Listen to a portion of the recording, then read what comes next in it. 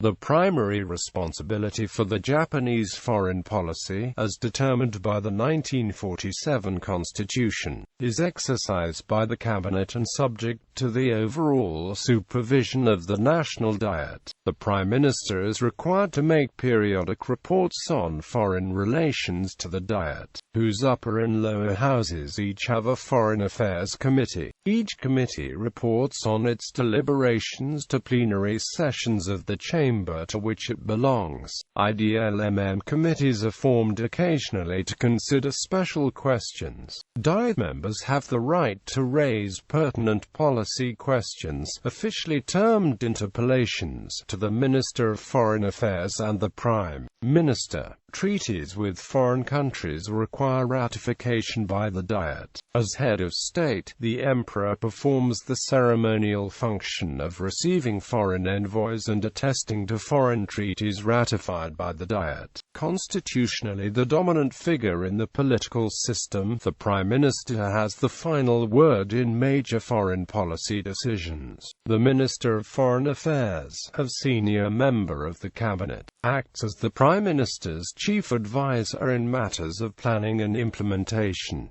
The minister is assisted by two vice-ministers, one in charge of administration, who is at the apex of the Ministry of Foreign Affairs structure as its senior career official, and the other in charge of political liaison with the Diet. Other key positions in the ministry include members of the ministry's secretariat, which has divisions handling consular, immigration, communications, and cultural exchange functions, and the directors of the various regional and functional bureaus in the ministry.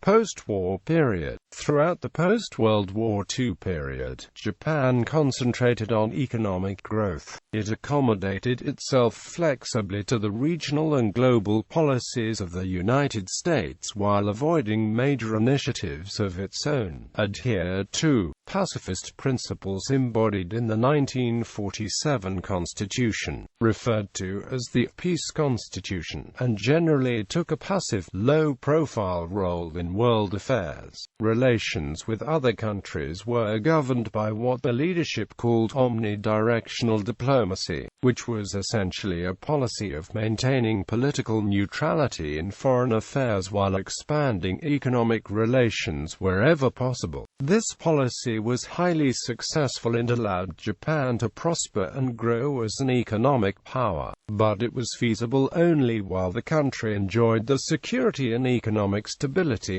provided by its ally, the United States. Post-occupation Japan. When Japan regained its sovereignty in 1952 and re-entered the international community as an independent nation, it found itself in a world preoccupied by the Cold War between East and West, in which the Soviet Union and the United States headed opposing camps. By virtue of the Treaty of Peace with Japan signed in San Francisco on September 8, 1951, ending the state of war between Japan and most of the Allied powers except the Soviet Union and the People's Republic of China, and a mutual security assistance pact between Japan and the United States, signed in San Francisco the same day. Japan essentially became a dependent ally of the United States, which continued to maintain bases and troops on Japanese soil.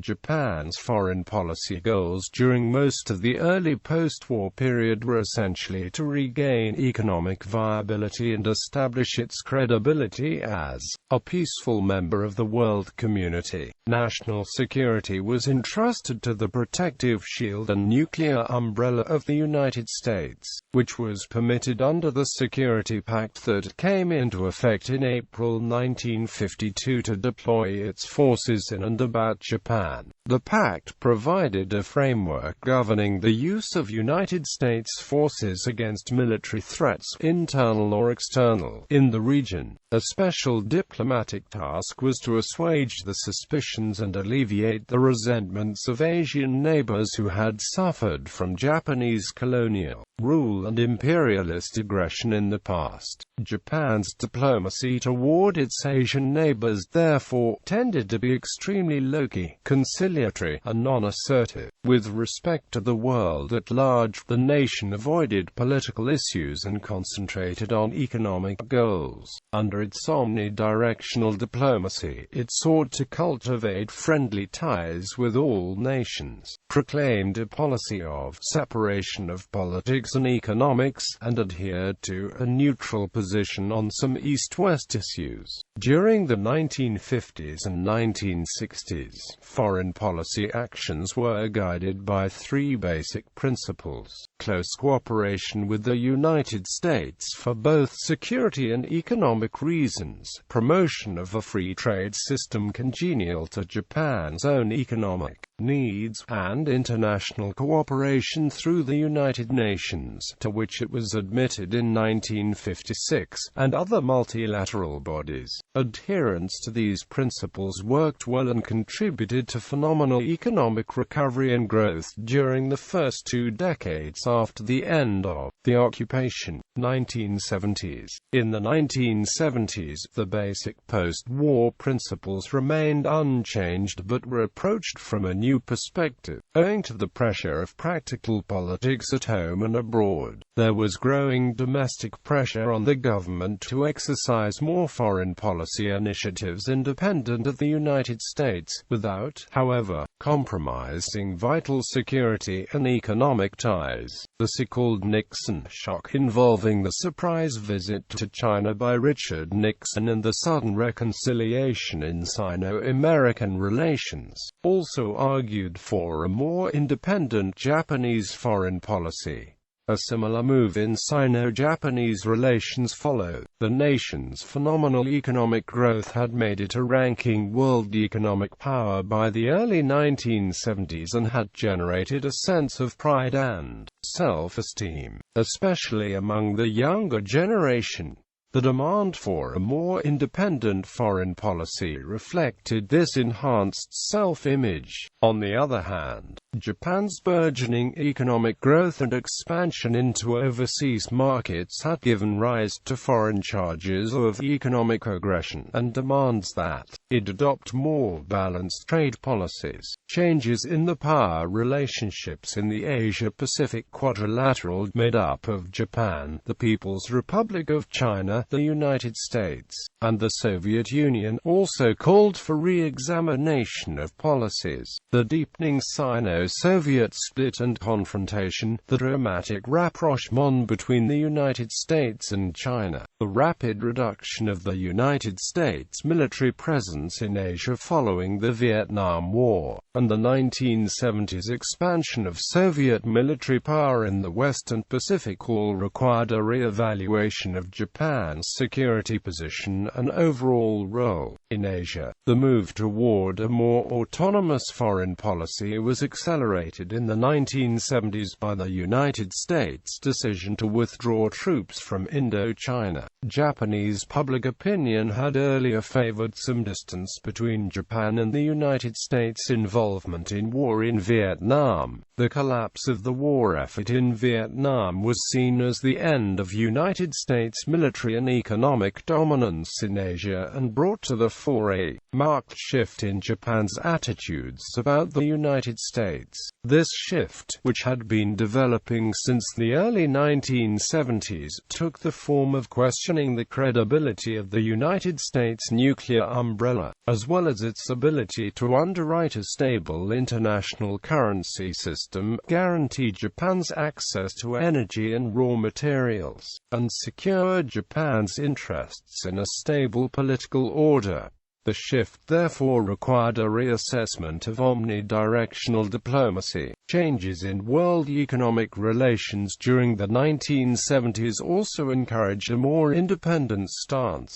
Japan had become less dependent on the Western powers for resources. Oil, for example, was obtained directly from the producing countries in the Middle East and not from the Western-controlled multinational companies. Other important materials materials also came increasingly from sources other than the United States and its allies, while trade with the United States as a share of total trade dropped significantly during the decade of the 1970s. But the oil crises of the 1970s sharpened Japanese awareness of the country's vulnerability to cut-offs of raw material and energy supplies, underscoring the need for a less passive, more independent foreign policy. Thus, political leaders began to argue that in the interests of economic self-preservation, more attention should be paid to the financial and development needs of other countries, especially those that provided Japan with vital energy and raw material supplies. Soon after, in the troublesome year of 1979, Japan's leaders welcomed the reassertion of United States military power in Asian and world affairs following the Islamic Revolution in Iran, the Tehran hostage crisis, and the Soviet military invasion of Afghanistan. Japanese leaders played a strong supporting role in curbing economic and other interaction with the Soviet Union and its allies in order to help check the expansion of Soviet power in sensitive areas among the developing world countries. 1980s Japanese thinking on foreign policy was also influenced by the rise of a new post-war generation to leadership and policy-making positions. The differences in outlook between the older leaders still in positions of power and influence and the younger generation that was replacing them complicated formulation of foreign policy. Under Prime Minister Yasuhiro Nakasone, a more hawkish stance on foreign policy was introduced. Japan built up a close political-military relationship with the United States as part of a de facto international front of a number of developed and developing countries intent on checking Soviet expansion. Japan's defense spending continued to grow steadily despite overall budgetary restraint. Japan became increasingly active in granting foreign assistance to countries of strategic importance in East-West competition. The realignment of United States and Japanese currencies in the mid-1980s increased the growth of Japanese trade, aid, and investment, especially in Asia. It also accelerated the reversal of the United States' fiscal position, from one of the world's largest creditors in the early 1980s to the world's largest debtor at the end of the decade. Japan became the world's largest creditor and increasingly active investor in the United States, and a major contributor to international debt relief, financial institutions, and other assistance efforts. Japan had also become the second largest donor of foreign aid. 1990s. By 1990, Japan's foreign policy choices often challenged the leadership's tendency to avoid radical shifts and to rely on incremental adjustments. Although still generally supportive of close ties, including the alliance relationship with the United States, Japanese leaders were well aware of strong American frustrations with Japanese economic practices and Japan's growing economic power relative to the United States in world affairs. Senior United States leaders were calling upon Japanese officials to work with them in crafting a new conceptual framework for Japan-United States relations that would take account of altered strategic and economic realities and changes in Japanese and United States views about the bilateral relationship. The results of this effort were far from clear. Some optimistically predicted a new global partnership, in which the United States and Japan would work together as truly equal partners in dealing with global problems. Pessimists predicted that negative feelings generated by the realignment in United States and Japanese economic power and persistent trade frictions would prompt Japan to strike out more on its own, without the guidance of the United States. Given the growing economic dominance of Japan in Asia, Tokyo was seen as most likely to strike out independently the first, translating its economic power into political and perhaps, eventually, military influence. Still, the image of Japan as a military dwarf was in a sense ironic, as Japan had one of the biggest defense budgets in the world throughout the 1980s and 1990s, and defense expenditure is one of the most frequently used indicators of military power. It also had very advanced naval and air self-defense capabilities. The collapse of the Soviet Union and the growing preoccupation of its former republics and the East European nations with internal political and economic problems increased the importance of economic competition, rather than military power, to Japan. These formerly communist countries were anxiously seeking aid, trade, and technical benefits from the developed countries, such as Japan. The power of Japan's ally, the United States, was also seen by many as waning. The United States was forced to look increasingly to Japan and others to shoulder the financial burdens entailed in the transformation of former communist economies in Eastern Europe and other urgent international requirements that fall upon the shoulders of world leaders. Japanese industries and enterprises were among the most capable in the world. High savings and investment rates and high-quality education solidified the international leadership of these enterprises during the mid to late 1990s.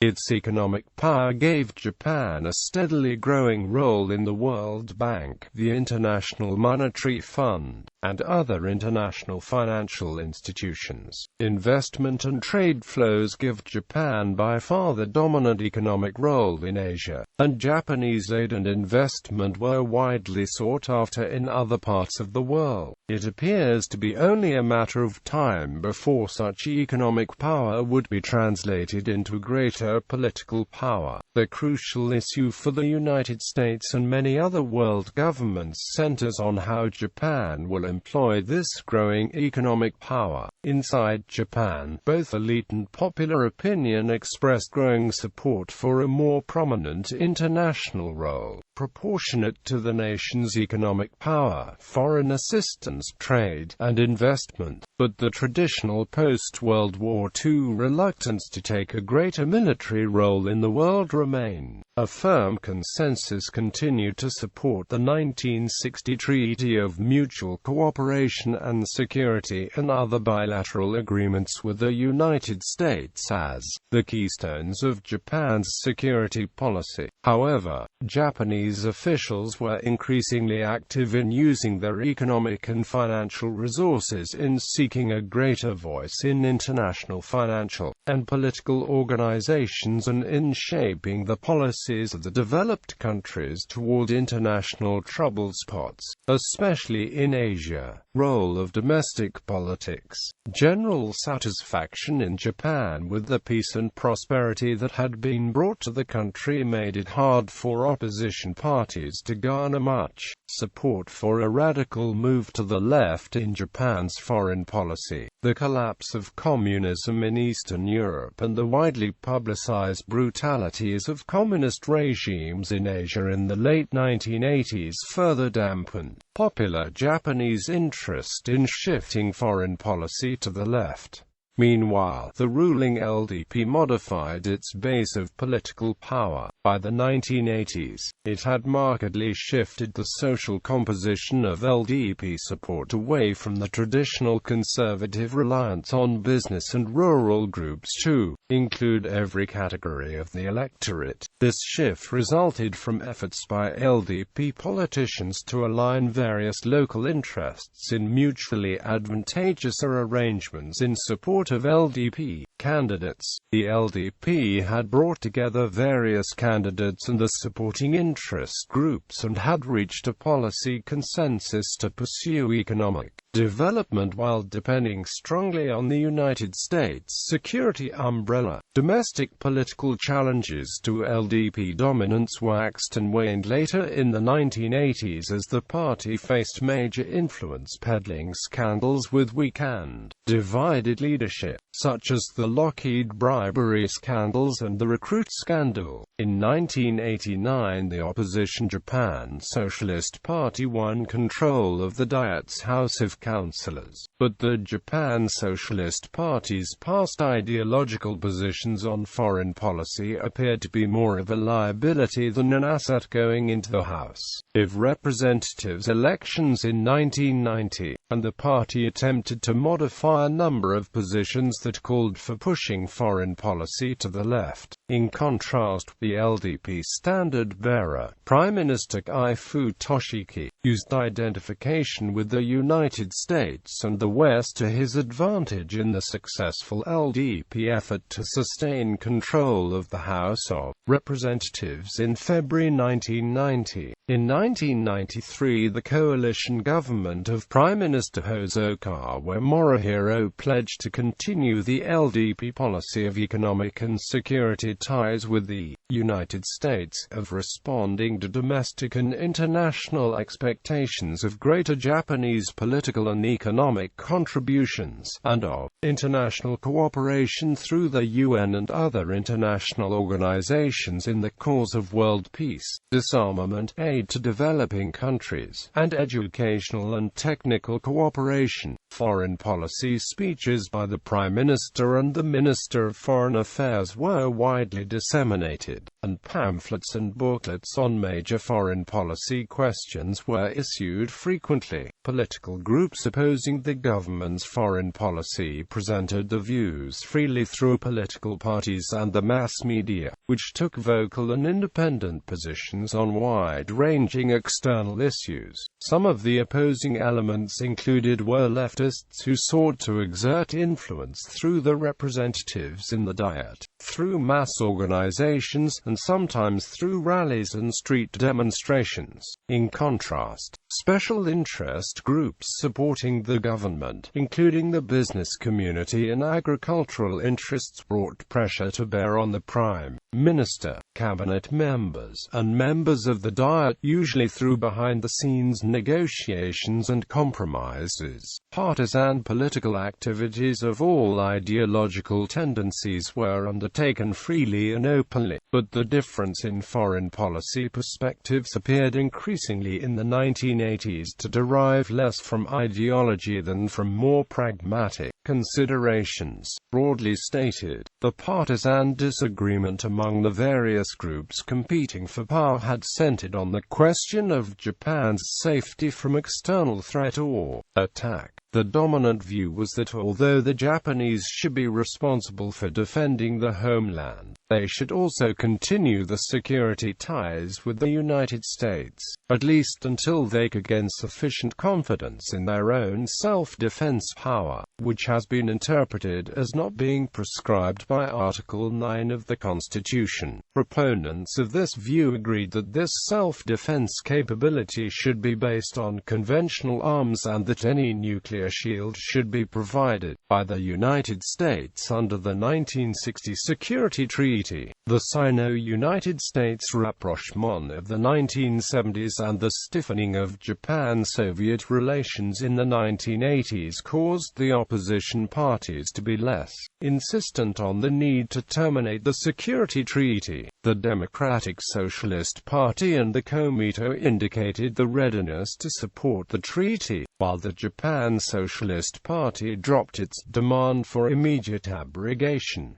Only the Japan Communist Party remained adamant. Despite partisan differences, all political parties and groups were nearly unanimous during the 1970s and 1980s that Japan should exercise more independence and initiative in foreign affairs and not appear so ready to follow the United States on matters affecting Japan's interests. They also agreed that Japan should continue to prohibit the introduction of nuclear weapons into the country. These shared views stemmed from the resurgence of nationalism during the post-World War II era and from the pride of the Japanese people in their own heritage and in the economic achievements of the post-war decades. Although there were indications that the nuclear allergy produced by Japan's traumatic experience with the atomic bombings of Hiroshima and Nagasaki in August 1945 was beginning to moderate, nuclear weapons remains a sensitive political issue, except for security-related matters. Most foreign affairs issues involved economic interests and mainly attracted the attention of the specific groups affected. The role of interest groups in formulating foreign policy varied with the issue at hand, because trade and capital investment issues were involved, for example, in relations with the People's Republic of China and with South Korea. The business community increasingly became an interested party in the conduct of foreign affairs.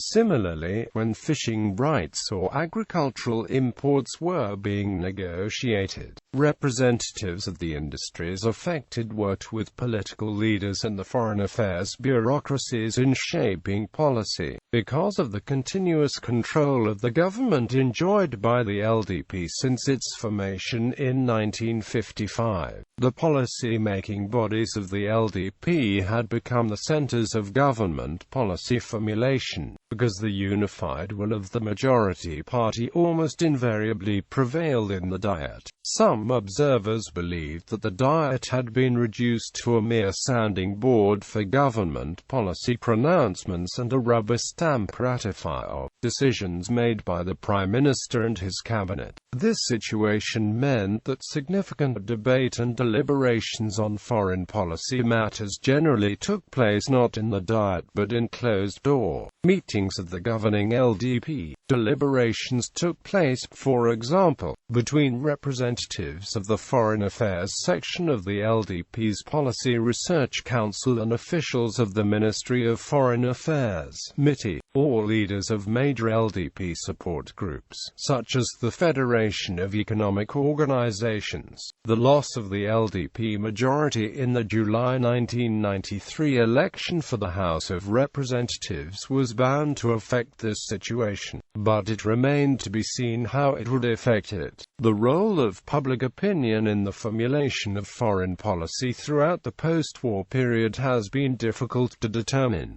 Japan continued to be extremely concerned with public opinion, and opinion polling became a conspicuous feature of national life. A large number of polls on public policy issues, including foreign policy matters, conducted by the Office of the Prime Minister, the Ministry of Foreign Affairs, other government organizations, and the media led to the presumption by analysts that the collective opinions of voters do exert significant influence on policy makers. The public attitudes toward foreign policy that had held throughout much of the post-war period appear to have shifted in the 1980s. Opinion polls reflected a marked increase in national pride and self-esteem. Moreover, public discussion of security matters by government officials, political party leaders, press commentators, and academics had become markedly less volatile and doctrinaire and more open and pragmatic, suggesting indirectly that public attitudes on this subject had evolved as well. The mass media, and particularly the press, as the champion of the public interest and critic of the government, continues to mold public attitudes strongly. The media is the chief source of demands that the government exercise a more independent and less weak-kneed diplomacy in view of the changing world situation and Japan's increased stature in the world. An example of this attitude has been the continued support for whaling through the International Whaling Commission that has brought increasing opposition from several important trading partner countries such as the US,